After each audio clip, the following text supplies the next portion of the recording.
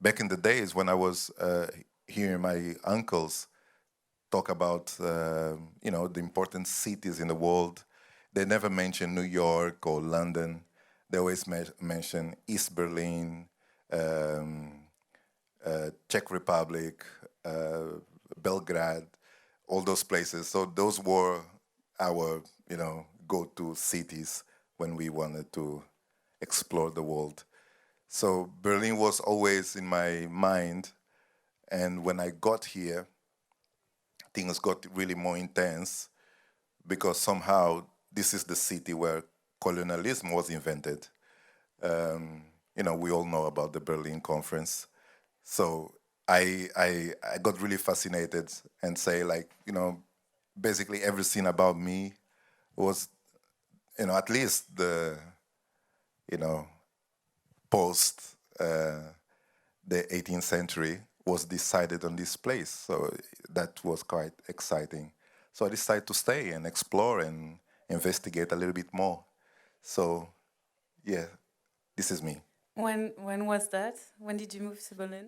I first rented an apartment here in 2009. I was a rock star then, literally. I you can read my bio. It's there. No. Try to summarize it in one sentence. Rock star. Let's say my shows in Berlin were for 10,000 people. Like the at the airport. What's the name of that festival? Berlin Festival. Berlin Festival. Temple Olf, Melt Festival. Um, Mauer Park. My last show here was not really the last show. When we were not doing festivals, we were doing rooms like Lido and stuff like that. So it was fun.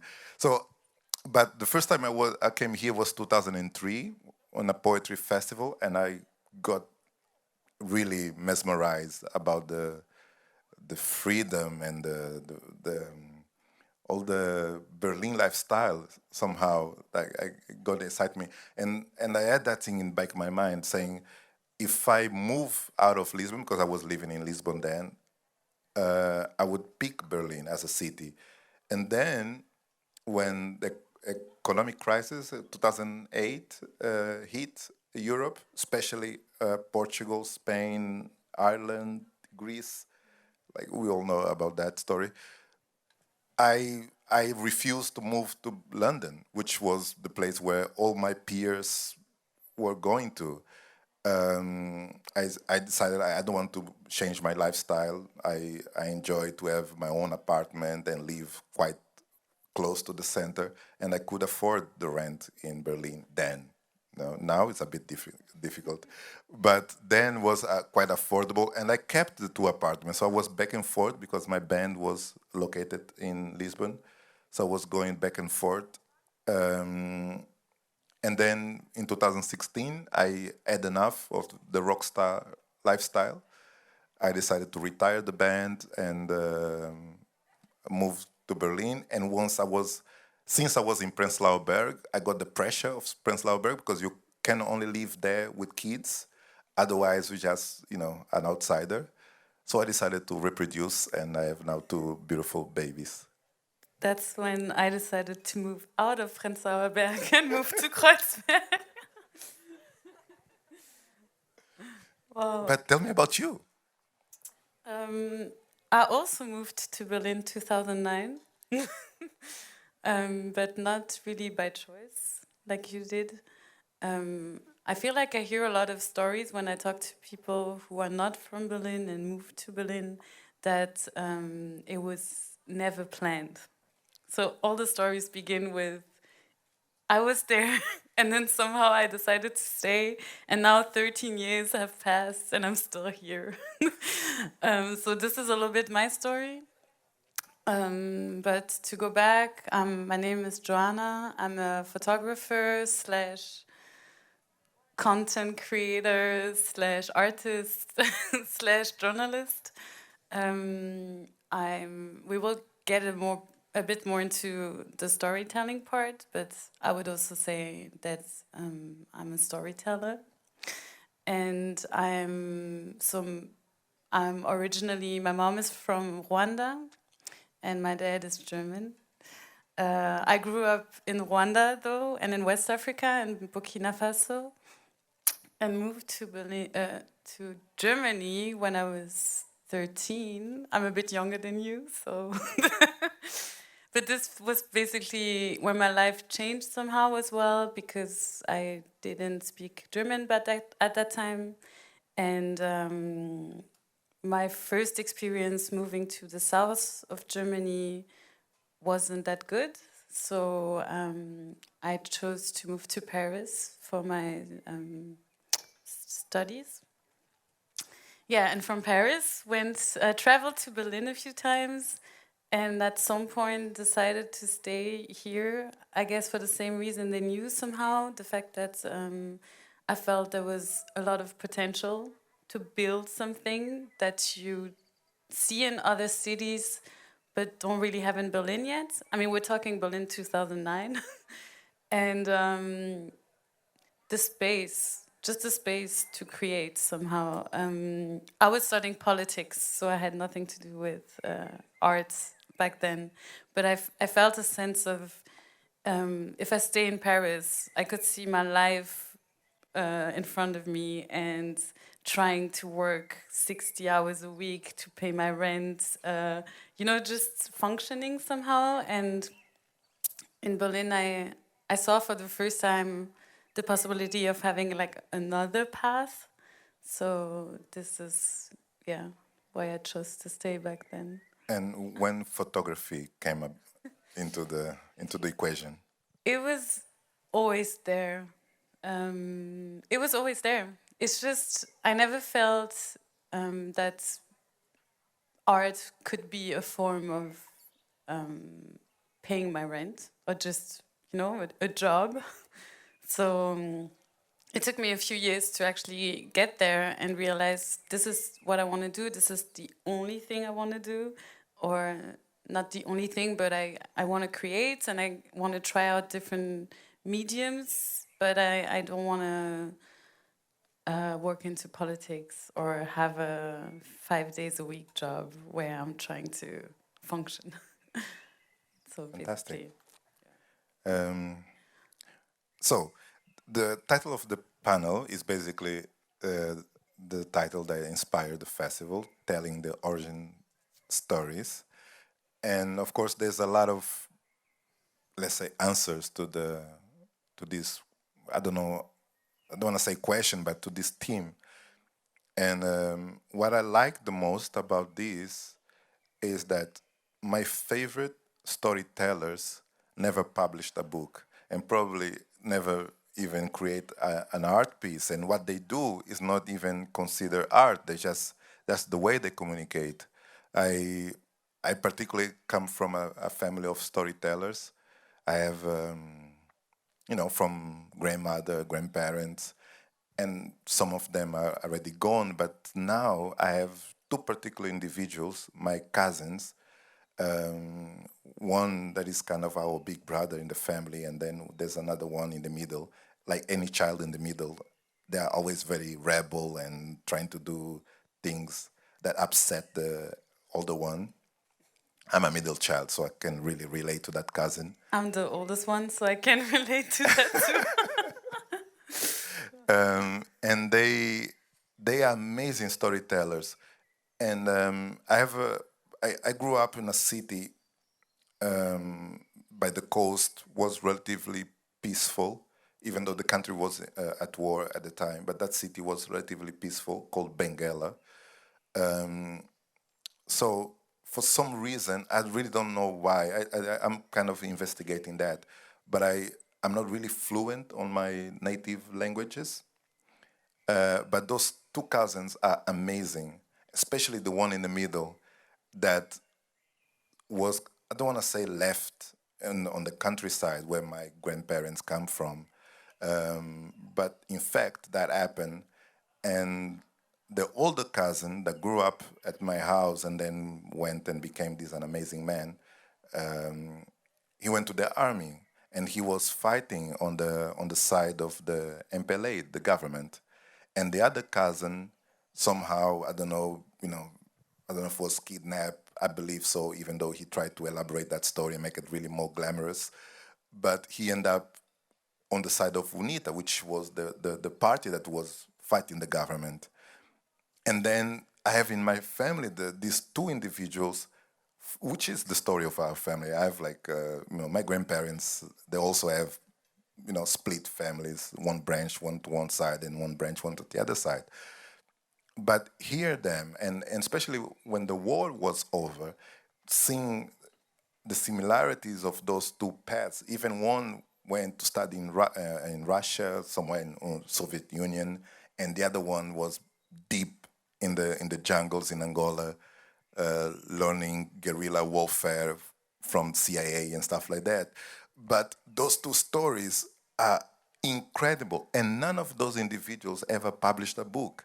I'm ripping them stories sorry, like a motherfucker, because basically sitting on a table with them and just hear them and in our language to define like eloquency is by use of proverbs, and just basically just they just go like hours and hours and just dropping proverbs, which is like rapping, like dropping punchlines after punchlines, and your mind start blowing.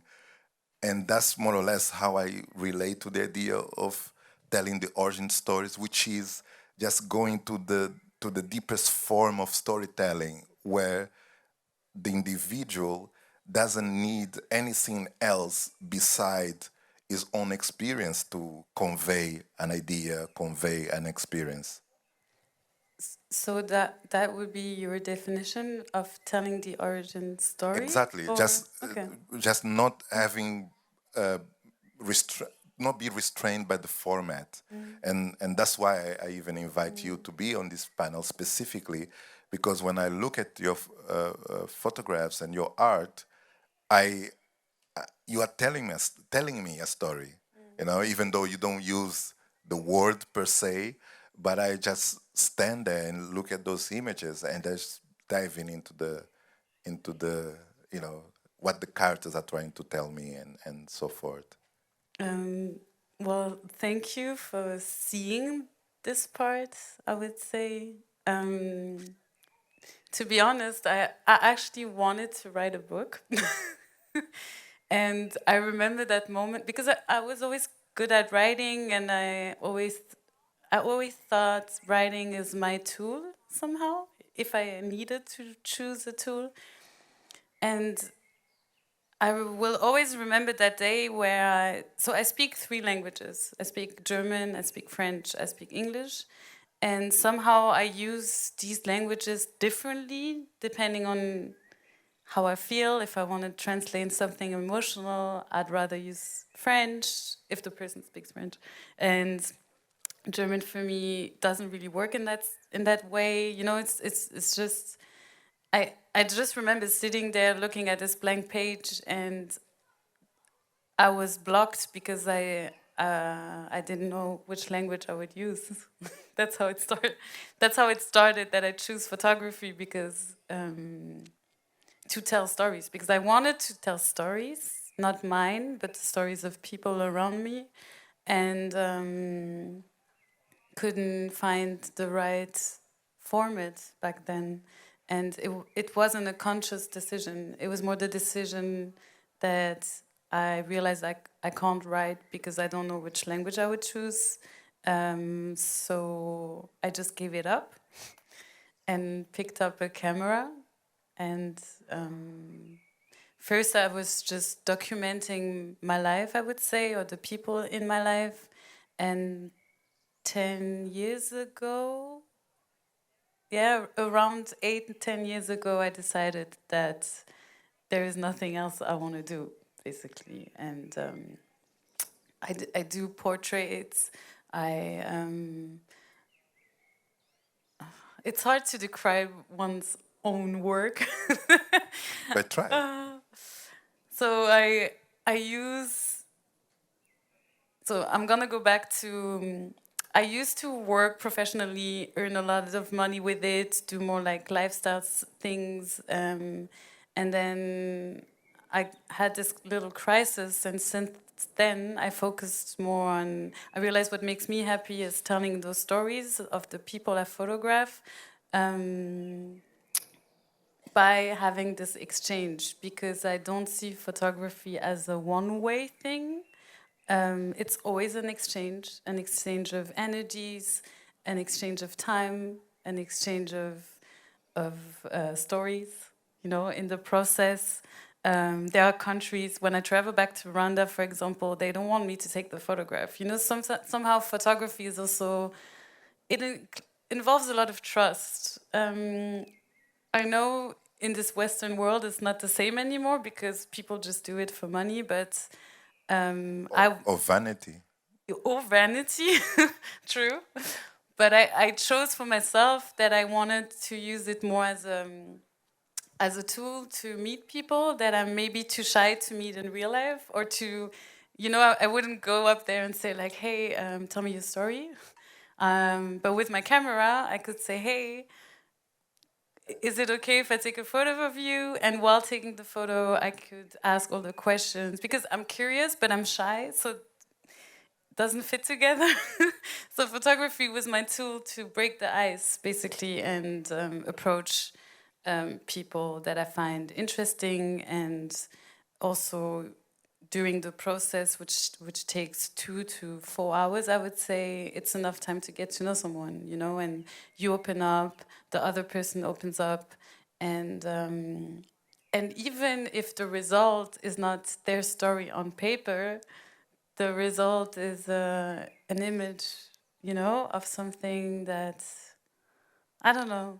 Maybe you can see it in the images, maybe you don't, but for both of us, like my dream or the expectation I have for myself is that by the end of the process, we are both somehow inspired, could exchange real anecdotes, conversations about what we're going through, what we're not going through, somehow also feel empowered, because I also focused more on women. So there is always this very intimate exchange. Sorry. So, and yeah, I think that's the origin story for me. It's just basically creating this safe space for those 2 hours or 4 hours where that person I'm taking the pictures of can just be themselves, and allows me to capture that, which is for me also something I'm really thankful for. And yeah, there is a whole process behind it. And then you see the image, and sometimes I also like to share what the experience was to get there, but sometimes the image just speaks for itself. And yeah. And the story of the person I portrayed, basically. Thank you. Do we have questions? I think we can include some questions from the audience. I think the only shy person here is Joanna, so make her feel welcomed. All questions for you, actually. What you want to know about the festival? Because I could go on. I have questions for okay, you. please. Yeah, because as I see the whole, I mean, I guess the whole process behind creating a safe space, which is, for me, this is a safe space somehow, and inviting all those great writers, artists from all over the world is probably also a way of trying to tell their stories, right? So maybe you can dive deeper into that. How did you come up with the idea? How did you made it happen? Because I guess it wasn't an easy process. Yeah, no. Like to be honest, you know that expression that speak. This is for you. No, this glass. Speak something to existence.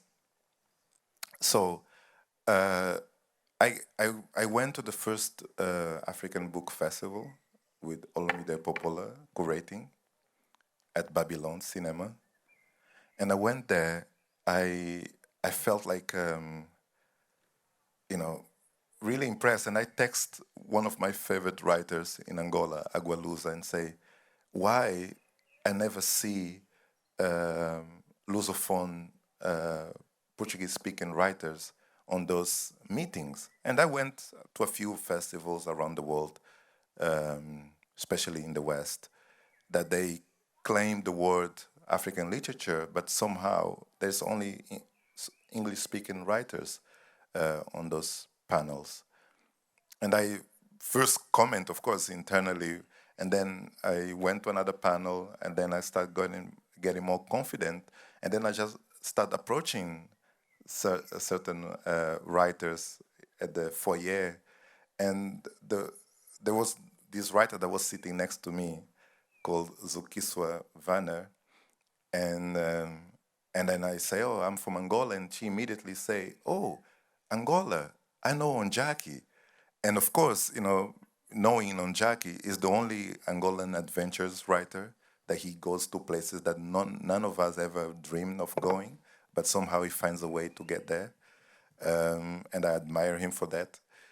Even here, he was like almost making it, but somehow he find a way. Took three planes, 17 Corona text PCRs. He finally made it, but that's on Jackie. He will explain that on another table. You can ask about the adventures, but that somehow this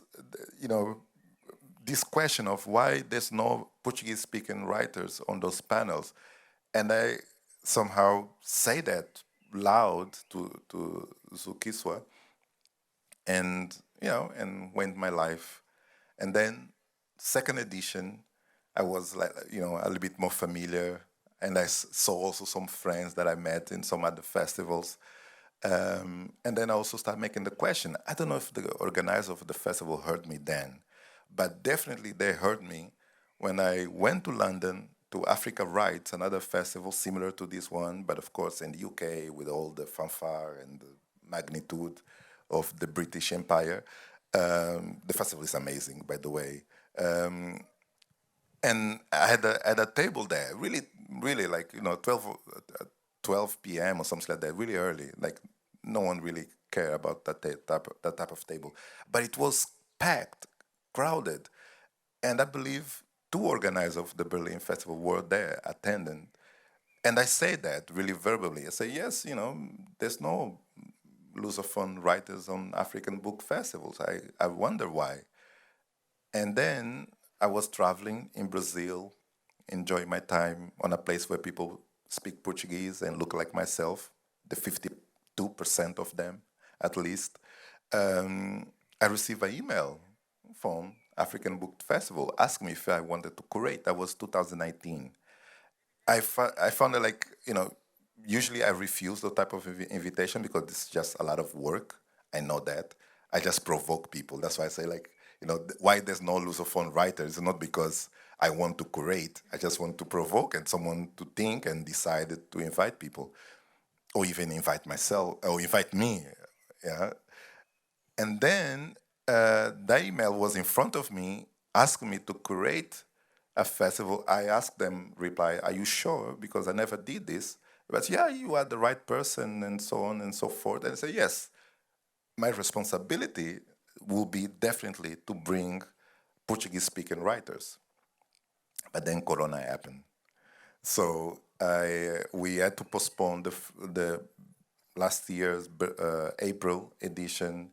We passed that to October, and then we went to the process of then programming, inviting writers again, and then we had to cancel again.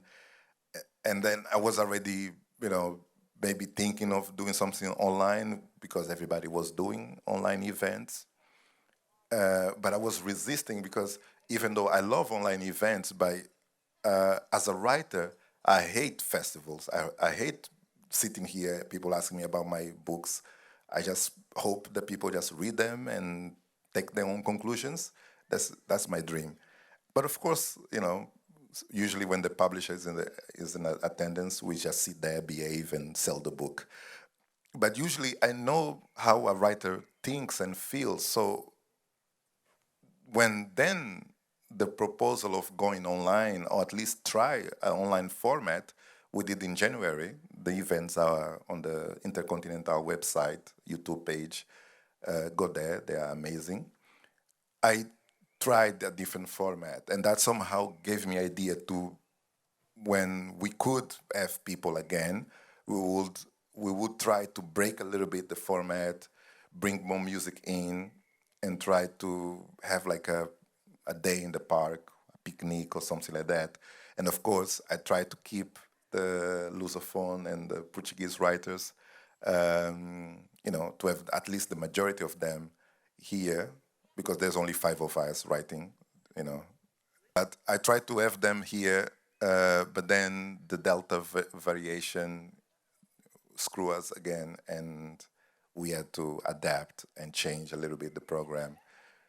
But thank God you guys were brave enough to grace with us with your presence. Thank you so much. I really appreciate. Yeah.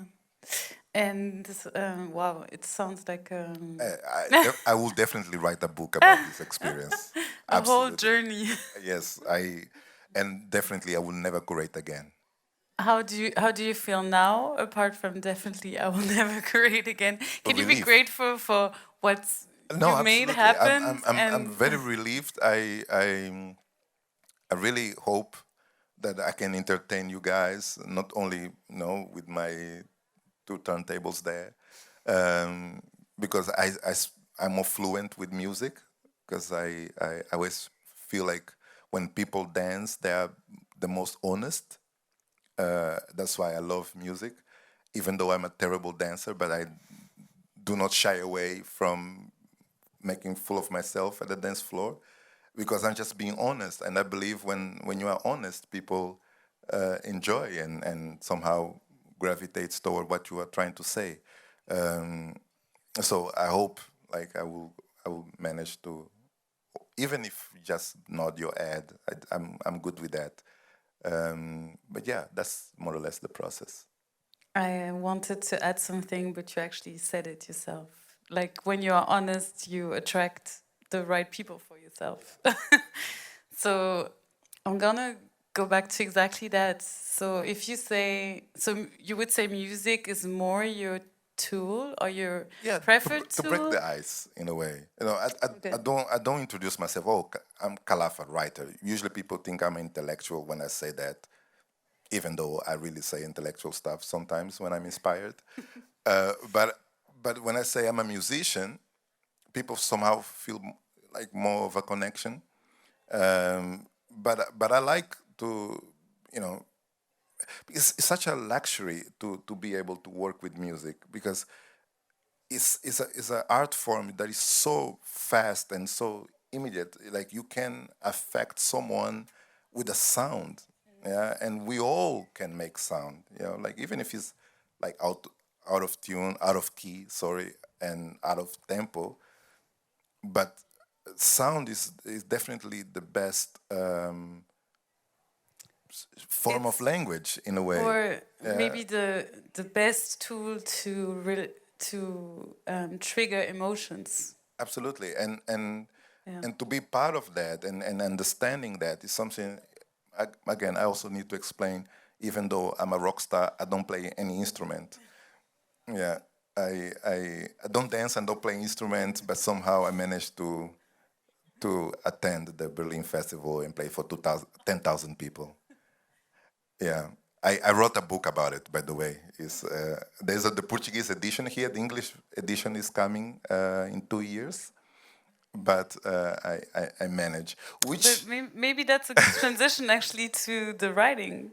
Just now I so. will not say so much about writing, because I have a panel tomorrow that I will sit here and talk about that book specifically.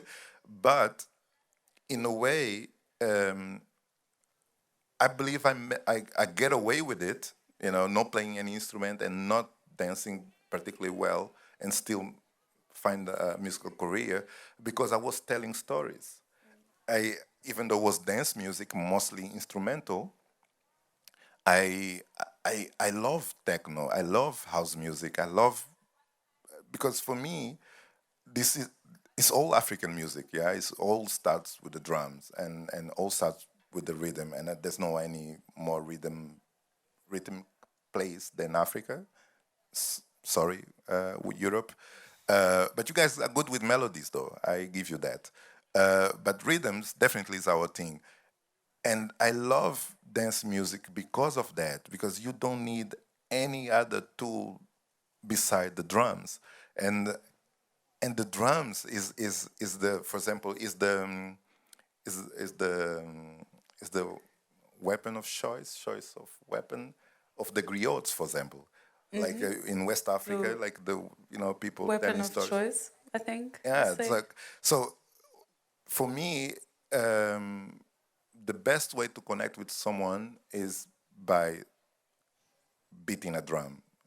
And yeah, and I tried, I tried to do with my literature basically what like a techno DJ tries to do with a drum machine. Uh, of course, that's very abstract and deep. But if you go to Berkane and you sit there sober, preferably, and just feel the bass hitting your chest, is so scary and overwhelming that if you really, go there without prejudice, without trying to judge anything, and just feel exactly what happens to your body and to your senses, yeah, that's what I try to do with literature. And believe me, I probably will never achieve that uh, form of raw energy and raw emotions, but yeah, it changed my life. I really, for me, I remember when I was a kid, well, not really a kid, but by myself in Europe, trying to understand and find a way, a path, a career, or whatever. I went to a club and there was this DJ, is very famous, called Carl Craig, and he was playing on really a club in Lisbon, quite big, and he played one song called Angola from Cesaria Evora. He did the remix. I don't know if I have the original here. I will try to find it and I will play it today. And that song, like a Detroit guy that basically what is one of the forefathers of techno music, playing something from a remix from a Cape Verdean woman that is, for me, is one of the best singers in the world. That raw energy, that intensity, that feeling is the feeling that I'm trying to pursue with literature. I'm trying to write exactly that emotion that I felt on the dance floor by myself, hearing Cesare Eva singing about Angola and Cole Craig with Cole Craig drums. That's amazing. But as a big fan of your band back then, I always felt that I liked the music because you created something new. For me, when I was listening to it, it was the first time that I experienced electronic music and techno, or like more the bigger genre of electronic music mixed with this rhythm that I know from the African continent. And just, this mashup back then, you, I don't know if you could hear it somewhere else, but for me, it was the first time that I listened to this type of music. So I would say you kind of made it happen musically somehow. Yeah, because Angolan somehow they, it's a funny place because I, you know, I'm, the genre that she's mentioning is kuduro, and of course it's very popular in Angola. We, I think early '80s, mid '90s, that was kind of the peak of the genre. And of course, in the 2000 came a second wave where we somehow jump on it. But that music genre, for example, let's say the best producers from that genre don't really like to travel. there's one DJ that is amazing called Znobia, and when we played Kuduro to Diplo, MIA, they were like crazy about it. They wanted to go to Angola. They wanted to meet all the producers and stuff like that. And I remember MIA calling us and say, "Look, I'm having a tour in the US. I want Znobia to open up." And then I sent an email to Znobia. He didn't reply. I called him up. I said, "Look, MIA wants you to open up for her on her US tour." And Znobia say, "How much is she paying?" I said, "Look, it's open up. Really, openers don't really make that much money." I said, "Fuck that. I make way more money on a wedding of a general here. I don't care about that." And he really didn't went. Like, and that's a really an Angolan attitude. We really feel like we have everything we need in Angola, and we don't need to go anywhere else, which is tragic in a way because most of those kids are so talented and they have so much to share with the world, but they decided to stay there. And what Can happened to us, yeah, is that we basically, okay, I don't mind open up for MIA for zero, which I did, in fact, on a UK tour, and we went, like without reservations, and yeah. But how come you were ready to do that? I mean, if you say Angolans are more like this, Yeah, what made you? What? Yeah, because you gotta have because you this. left and you traveled and you Yeah, of actually course, did I could took the see it. step. But most of the Angolas, we go to Lisbon because it's somehow an extension of Angola. It's kind of our backyard. We conquer Portugal. I don't know if you know that. There's even like a saying that most of the Angolan companies are owned by most of the Portuguese companies because of the 2008 crisis, partially owned by Angolans. Like we definitely colonized, reverse colonized that place. So we feel like okay, going to Lisbon or to Portugal is enough. Yeah, and then off we go back to our place. So going to UK or whatever, it's not really that much of a deal for an Angolan. Let's say like, especially a famous Angolan, because imagine. I think Burna Boy explained that very eloquently and very clear when a lot of people. I think he was booked to play at Coachella, and his name was really little. Like he couldn't even see it, and I don't know. I don't know if he went or he basically or refused to go or something like that. And he said, "Look, in Africa, I'm giant."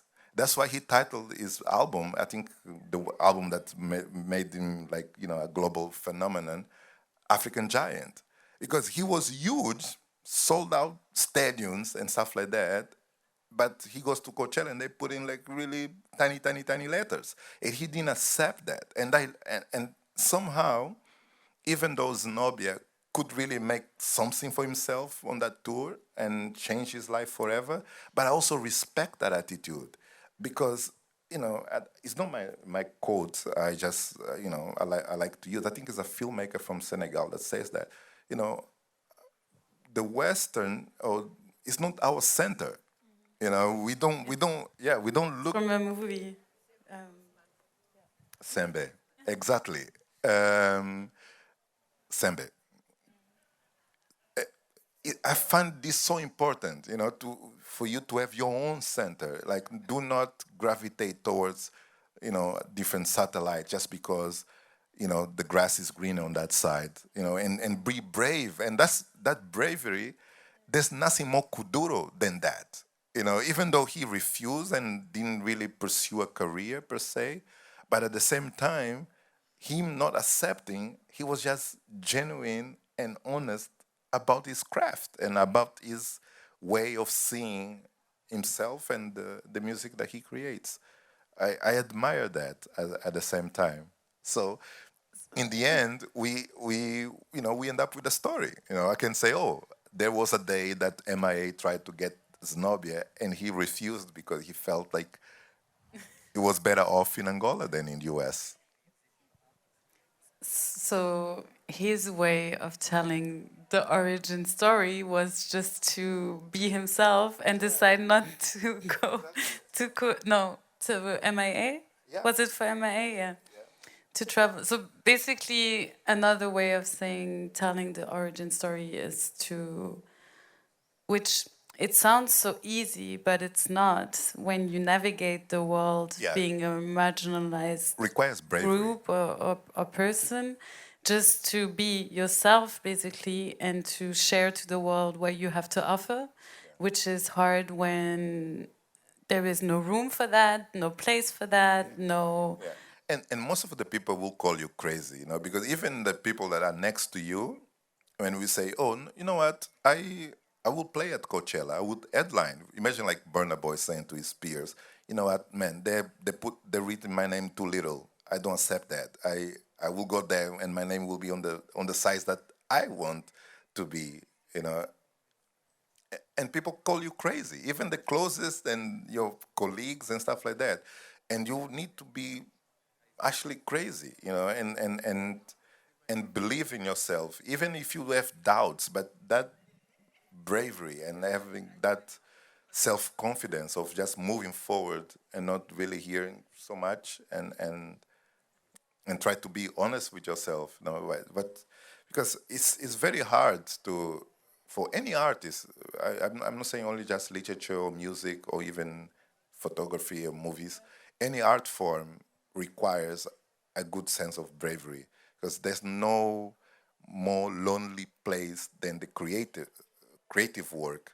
Because most of the time, even when we are imitating,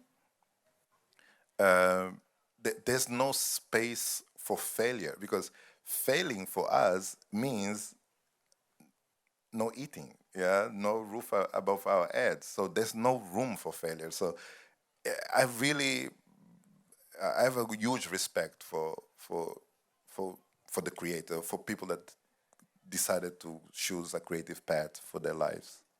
Yes, and I'm with you on that, but also because basically as a creator, not only is failure not only does failure mean you have no roof or no food, but also you're the only one who can take accountability for it. So basically you can't blame really no one else in your own process of creating. You know you're the one facing your emotions, you're the one going through all those waves, processes.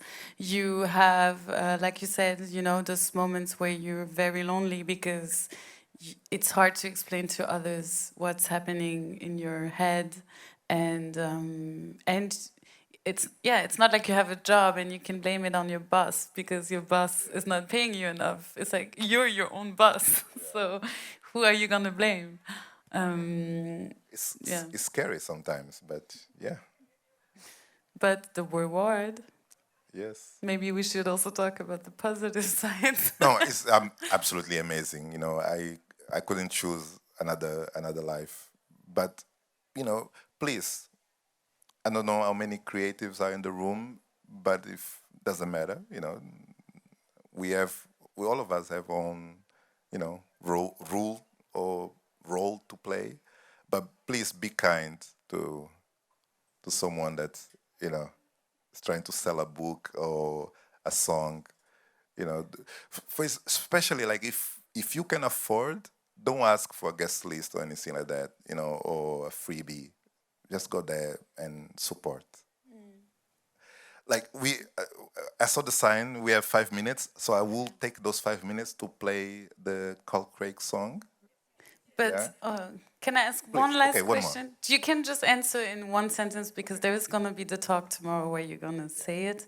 But to finish up this discussion, you talked about a lot about music, and I just want to hear the transition to writing. Maybe you can just put it in a sentence, Yeah. and then pick up tomorrow, and then you'll Yes. be.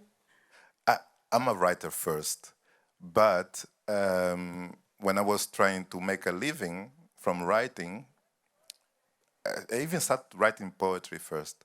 And then people say, no, no, you cannot make a living with poetry. And then I say, okay, I move to fiction. But say, yeah, it's very hard to also to make a living with fiction. But then I say, okay, I see musicians making a living, so I decided to write for music. But then any musician wanted to pick up my songs because they were too cerebral and too deep. Um, and I decided to become a producer then. I put a ad on a newspaper saying, I need a guitarist player, I need a bass player, a drummer, and vocalists. So they all came, I formed a band, I gave lyrics, and I worked closer with the guitarist because he knew how to compose. So that basically, I had to do something. I didn't want to find another job. I was stubborn. I wanted to write. Doesn't matter if it was for music, newspapers, books. I just wanted to live immersed with words, and that was my like segue in a way. And then what happened? Like the band went on those contests of garage band and trying to make it, and we sucked. We were terrible. Um, you know and then I was trying in a studio, like there's like this glass that divides the control room and the actually studio where you have the instruments. I was there explaining the vocalist, like changing a verse or something like that, and someone on the other side next to the sound engineer, a friend of the sound engineer, heard my voice through the microphone. And when I went, he was looking at me very serious. I say, you write poems, yeah? I say, yes, I write poems. Do you ever consider to, sing, talk on top of instrumentals and stuff like that? Of course, I grew up admiring, Gil Scott-Heron and Amiri Baraka, you know, Art Ensemble of Chicago, all those amazing jazz, spoken word art forms. So I never really saw myself doing that. But he say, look, I love tricky, massive attack. I'm trying to do something similar, and you have the right tone for it. And I decided to record my poems on top of that, and somehow that became gave me a platform, like because critics start writing about it, saying how amazing I was and stuff like that, and somehow I was going to this pathway of famous poets and slash spoken words and people like that, and suddenly because I love Kuduro and Kizomba. Tomorrow I will talk more about that. I love Kizomba and Kuduro, and the place I was, entering like jazz circuits and everything, people don't really dance. They just sit and listen and put the finger in the chin and think deep stuff. I felt like I still wanted to have that dance experience. Yes. So I decided to then form another project that we only do Kuduro and Kizomba on our own way. That's kind of like, but literature was always there, and then a newspaper, kind of like the Guardian in Portugal, they a famous colonist passed away, and they decided to invite new colonists, and they basically because that was a god, that dude that passed away is really amazing, because in the Portuguese speaking world, colonists, or let's say chronicle writers, they are as important as novelists or something like that. So I really admire that art form, writing for newspaper like every week, stories that somehow just the reader just engages like on the moment and throw away the newspaper. There's one individual sitting on that corner called Musa. He writes for the Guardian football.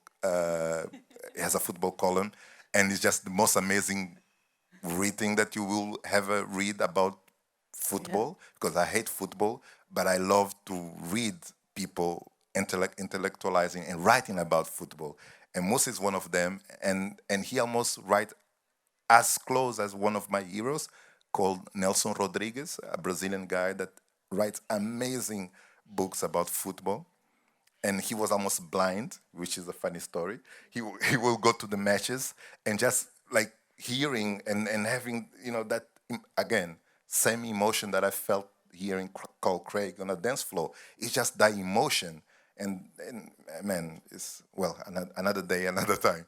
But that newspaper basically had my columns there. And the publisher, which is the same publisher of Onjaki, Miyakoto, and then Saramago, he reads newspapers every day, like 10 of them. And he was reading my newspapers and was looking for me. And one day he called me up and said, "You want to publish your stuff?" And that's how I became a published author. Was really like trying to... Yeah, 5 minutes.